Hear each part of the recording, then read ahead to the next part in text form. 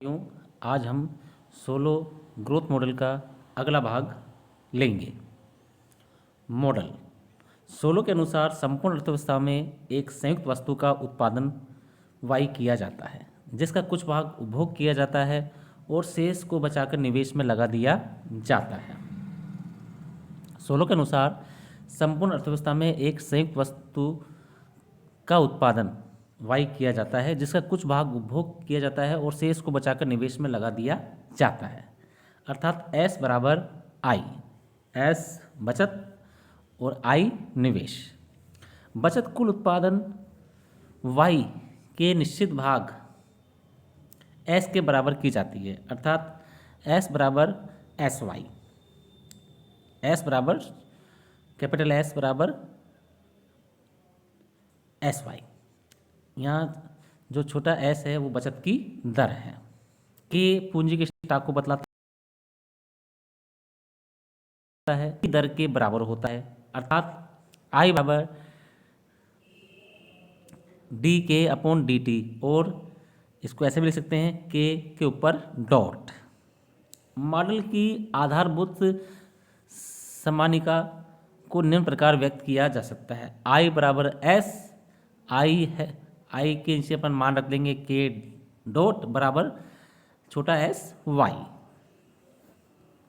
उत्पादन के साधन पूंजी के व श्रम एल को उत्पादन फलन में व्यक्त करने पर वाई बराबर एफ के एल, यहाँ एफ फलन है, यह उत्पादन फलन पैमाने के स्थिर फलन प्रतिफल को दर्शाता है।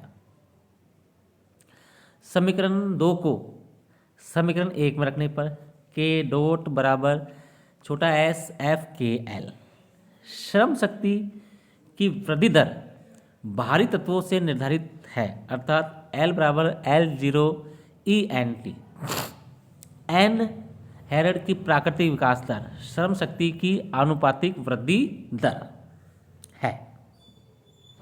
समीकरण 4 को समीकरण 3 में रखने पर 16 का मूल समीकरण प्राप्त होगा।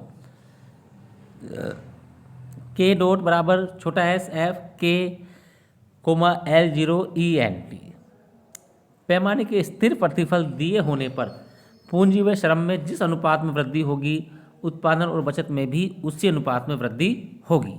यह संतुलित विकास की स्थिति होगी।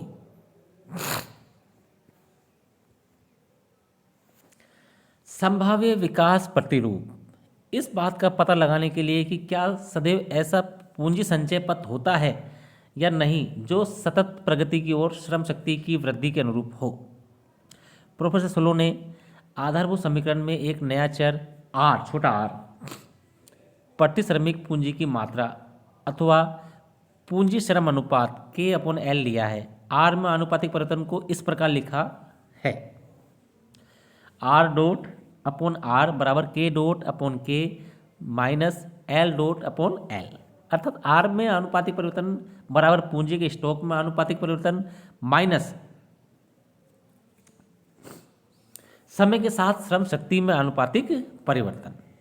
समीकरण 3 से के डॉट बराबर छोटा एस एफ के एल एवं एल डॉट अपॉन एल बराबर एन को समीकरण 6 में प्रतिस्थापित करने पर एफ के एल अपॉन के माइनस एन, यहाँ आर डॉट बराबर आर एस एफ के एल अपॉन के माइनस एन आर। चूंकि यह पैमाने के स्थिर प्रतिफल है, जिसका अर्थ है कि उत्पादन फलन प्रथम कोटि का समरूप है, इसलिए एक बार एल से गुणा एवं एल से विभाजित करने पर आर डॉट बराबर R S F L K L upon 1 minus N R upon K, या आर डॉट बराबर R L upon K S F K upon L comma 1 minus N R. चूँकि आर बराबर K upon L है, इसी प्रकार 1 upon R बराबर L upon K है। अतः सोलो का आधारभूत समीकरण होगा आर डॉट बराबर R 1 upon R S F R 1 minus N R, R dot बराबर S F R comma 1 minus N R, या D R upon D T बराबर S F R 1 minus N R. R dot बराबर होता है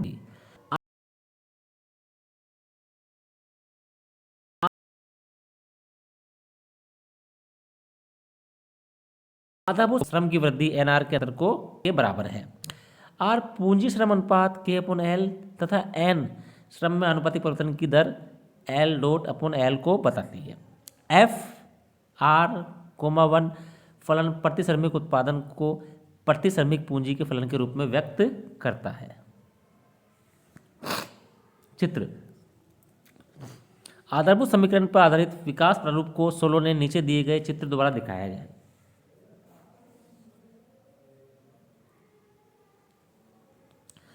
यहाँ पर क्षैतिज अक्ष पे लिया है आर अर्थात के अपॉन एल और लंबवत अक्ष पे लिया है N R S F R 1 D R upon D T.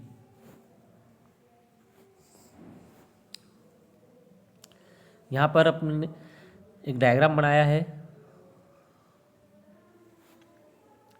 ये जो वक्र है ये है एस एफ आर कोमा 1 और ये जो लाइन है ये है N are.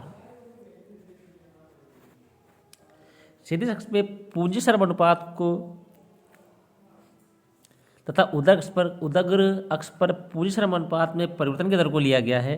D R upon D T बराबर S F R 1 minus N R. यहाँ तीन स्थितियां हो सकती हैं। यदि आर बराबर आर स्टार,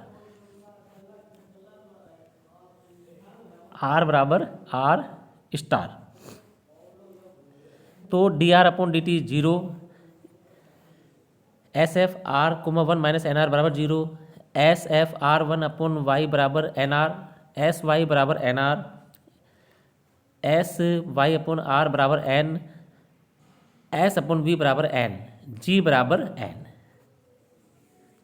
देखो आर वाई अपॉन आर बराबर होता है 1/v और वी है पूंजी श्रम अनुपात। यहाँ वांछित वृद्धि की दर प्राकृतिक वृद्धि दर के बराबर होगी।